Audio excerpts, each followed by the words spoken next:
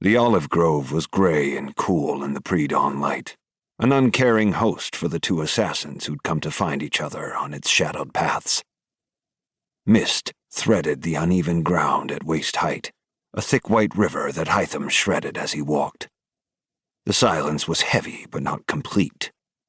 Faintly, there came the sounds of birds waking and the soft hiss of wind barely rustling the branches along the rows of trees. In the distance, the city's massive inner wall curved away from him, octagonal guard towers rising to mute the emerging sun and delay the heat of the oncoming day by a few more precious minutes. The air carried the faint tang of smoke from morning fires and breakfast being prepared, but the grove was empty, so Hytham enjoyed a brief moment of peace that wasn't destined to last. He wondered if there existed a more secure place in the world than where he stood at this moment, in the quiet fields of New Rome. Nestled on a triangular peninsula, with the natural protection of the Bosphorus, the Golden Horn, and the Sea of Marmara, Constantinople was also fortified by a moat and 3 separate intimidating walls built on rising embankments, studded with guard towers large enough to house an impressive display of artillery when needed. Many an army had tried to breach the city's walls over the centuries, despite these extensive deterrents, for the promise of the bounty that lay within. None of these had managed to conquer the great city. A figure materialized from a cluster of trees and strode toward Hytham, a darker shadow against the gray, moving with the soft tread of a predator.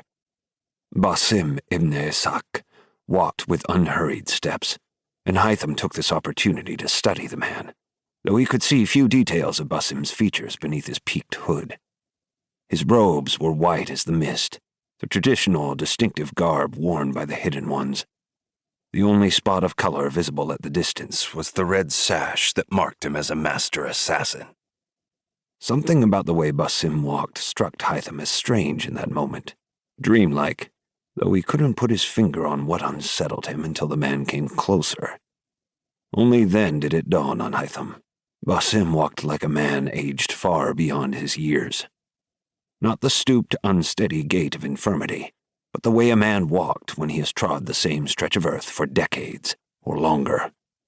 Basim moved through the world as if he'd done all of this before, as if he were a ghost, insubstantial as the mist. The master assassin glanced up then, meeting Hytham's gaze, and the moment was dispelled.